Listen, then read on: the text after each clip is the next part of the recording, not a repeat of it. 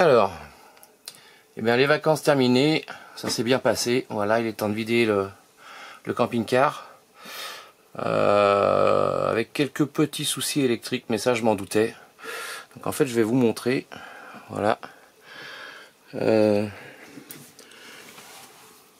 J'avais refait tout le système solaire, mais sans toucher au système d'origine qui est ici. Enfin sans toucher, un petit peu, mais voilà, histoire de réparer 2-3 bricoles. Il y a du jeu dans les prises, enfin voilà, là ici ça avait brûlé, enfin voilà, j'ai eu quelques petits soucis avec. Donc l'idée c'est de remplacer ce gros bébé là par quelque chose de plus récent, en supprimant tout ce système là. Et l'idée c'est d'avoir un peu plus de place, de gagner de la place ici et d'installer donc le nouveau matériel que je vais vous montrer. Voilà, donc c'est un porte-fusible, voilà, avec des LED pour indiquer si les fusibles sont bons ou s'ils ont lâché. C'est pas facile à ouvrir d'une seule main. Bon, je vous le ferai voir un peu plus tard ouvert, mais c'est pas très gros. Donc il y a pas mal d'entrées. 1, 2, 3, 4, 5, 6. Il y a 12 fusibles, donc ce qui devrait être largement suffisant.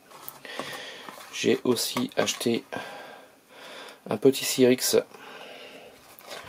qui va faire la jonction entre la batterie du camping-car et l'alternateur et la batterie de la cellule. Donc voilà. Et l'idée, c'est, vu que c'est pas très gros, je pense que je peux gagner un peu de place en installant ça. Je sais pas si vous vous rappelez, j'avais fait ce petit coffret ici en dessous. Alors voilà, pour le moment c'est vide parce que l'idée c'est d'installer une seconde batterie ici. Voilà, une seconde batterie de 100 ampères. Pour le moment il n'y a qu'une seule batterie de 100 ampères qui est ici, où j'avais mis un petit bornier pour faire quelque chose de propre avec les plus et les moins. Voilà, on voit ici le shunt du petit Victron 7002. Donc l'idée c'est d'installer le porte-fusible ici avec le petit relais à côté. Voilà, ça gênera pas la batterie qui sera ici au-dessus. Et d'ici, en fait on verra facilement les LED et les fusibles qui lâchent. Ce qui me fera gagner un rangement supplémentaire ici au niveau du côté passager. Voilà. Donc écoutez, on attaque et je vous montre l'avancement. À tout à l'heure. Alors, le gros travail, ça a été d'étiqueter l'ensemble, sachant que sur ce genre de camping-car, tout ce qui est bleu, c'est le plus, et tout ce qui est marron, c'est le moins. Donc j'ai étiqueté tous les plus. Ensuite, en branchant les moins, je verrai bien qui va avec qui, mais au moins, là, je sais que c'est le frigo, enfin voilà, tout est étiqueté, le Trouma, choses comme ça. Voilà, donc ça, c'est pour la partie cellule. Voilà, tout ce qui est partie cellule. Ça, c'est la prise 220 qui sert de chargeur, mais je ne vais pas remettre de chargeur avec ce que j'ai en panneau solaire. J'ai vu que je n'avais pas besoin d'un chargeur autre, donc j'ai pas besoin de recharger mes batteries avec le 220.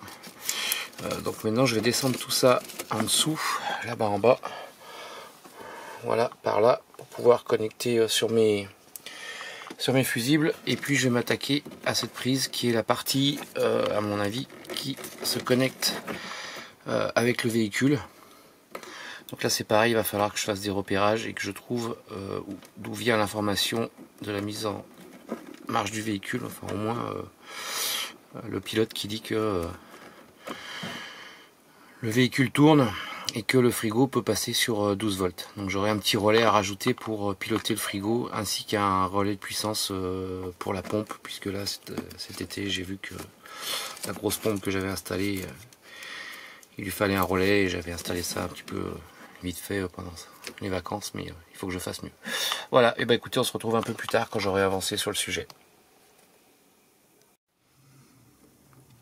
Donc voilà, les modifications ont bien avancé. Donc tout est câblé. j'ai fait ça propre, j'ai retiré ça, j'ai mis quelques colsons pour que ça tienne correctement, enfin voilà, quelques gaines rétractables pour que ce soit plus joli, et puis qu'il n'y ait pas de court-circuit, choses comme ça. Bon, ça c'est la masse, il n'y en a pas besoin. Voilà, j'ai installé donc un relais pour la pompe, la grosse pompe que j'avais installée. J'ai installé aussi un relais pour le réfrigérateur, qui lui sera piloté par le fait que on apporte du 12 volts quand après démarrage sur le véhicule. Voilà, donc c'est pour ça que ici, donc voilà, ici, ça c'est le moins que je vais les brancher sur mon petit rack que j'avais installé l'autre fois.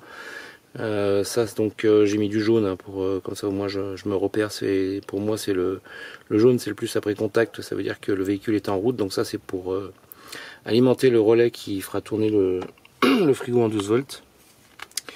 Ici ça voilà le plus, ça c'est le plus du tableau que je vais aller brancher aussi là-bas.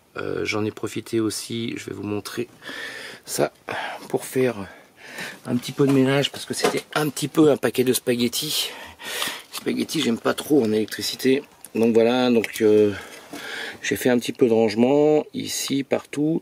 Donc là je vais venir me prendre sur le plus et le moins ici. Je vais fixer mon tableau là en haut avec les relais, je sais pas par là, cette gaine là je vais l'enlever, elle sert plus à rien.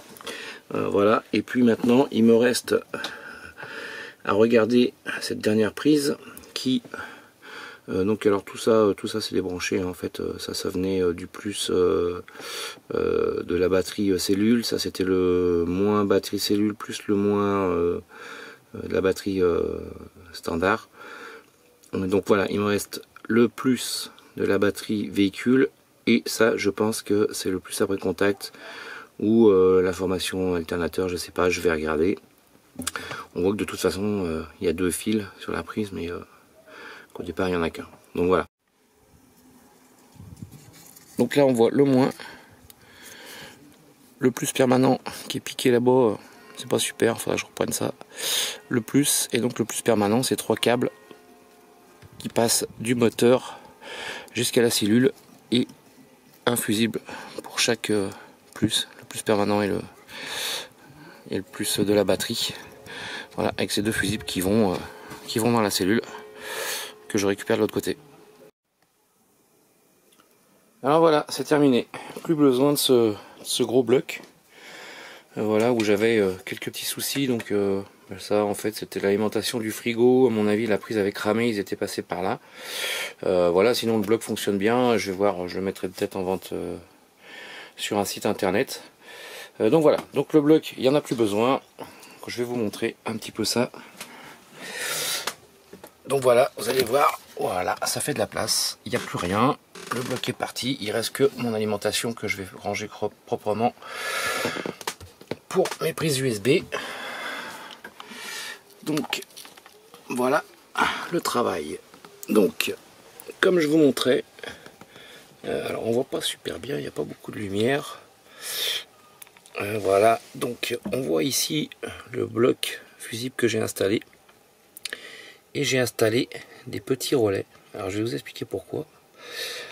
Tout simple, il y a un relais pour piloter la grosse pompe que j'ai installée. Il y a le relais bleu qui lui, j'ai préféré relayer le 12 volts du frigo, qui tire quand même pas mal de puissance. Et puis en dessous, ce gros relais que j'ai réinstallé. Alors c'est pas le Victron en fait. C'est un relais de puissance qui coupe tout le 12 volts en fait ici pour pouvoir couper via le tableau de commande, le panel de commande qui est au-dessus de la porte, pour pouvoir couper toute la cellule et couper tout ce tableau. Comme ça au moins je suis tranquille, tout ce qui sort de la batterie c'est tout coupé et j'ai plus rien qui fonctionne. Voilà, donc ici j'ai rajouté, je sais pas si vous le voyez, un petit fusible. Voilà. Parce que ici j'ai le plus 12 qui arrive donc de la batterie de la voiture et ainsi de suite, qui alimente mon tableau, et il me fallait en fait un 12 permanent déjà pour piloter ce relais de puissance, et puis pour alimenter le plus permanent de mon radio, parce que ma radio, dès que je coupais tout avec le relais, et ben j'avais plus de mémoire. Donc voilà, donc j'ai rajouté ce petit fusible que je vais coller. Il y a un petit 10 ampères dessus, je peux peut-être même lui mettre un 2 ampères, ce qui suffira amplement. Voilà, sinon l'autre relais, le Syrix, je l'ai installé donc de l'autre côté. Alors c'est un peu compliqué de vous montrer tout ça là. Voilà. Donc j'ai installé le Syrix de ce côté, il est ici, voilà. Donc lui, c'est lui qui fait le couplage entre la batterie de la cellule qui est là et la batterie du camion qui est de l'autre côté. Alors j'ai juste récupéré les 3 fils, hein, le fil de la batterie, le plus permanent, et donc du coup j'ai rajouté aussi un petit fusible ici qui se balade pour le moment, je sais pas si je le collerai ou pas, voilà, qui part du Syrix et puis qui alimente ici la batterie en 12 volts. Voilà, donc toute l'installation est terminée. Les essais ont été faits, pardon. Ce que je trouve bien, c'est que quand j'ai un fusible qui lâche, je vais vous montrer si j'y arrive. Évidemment, j'ai pas mis la cellule, donc ça fonctionnera pas. Je vous ferai voir ça plus tard. En fait, quand un fusible lâche, j'ai des petits voyants ici, là, des petites LED qui s'allument pour me dire quel fusible est à changer. Alors voilà, on va pas y revenir, mais sachez que c'est assez pratique. J'ai testé, je débranche un fusible et effectivement, la LED s'allume. Donc voilà. Donc ici maintenant, eh bien, on retrouve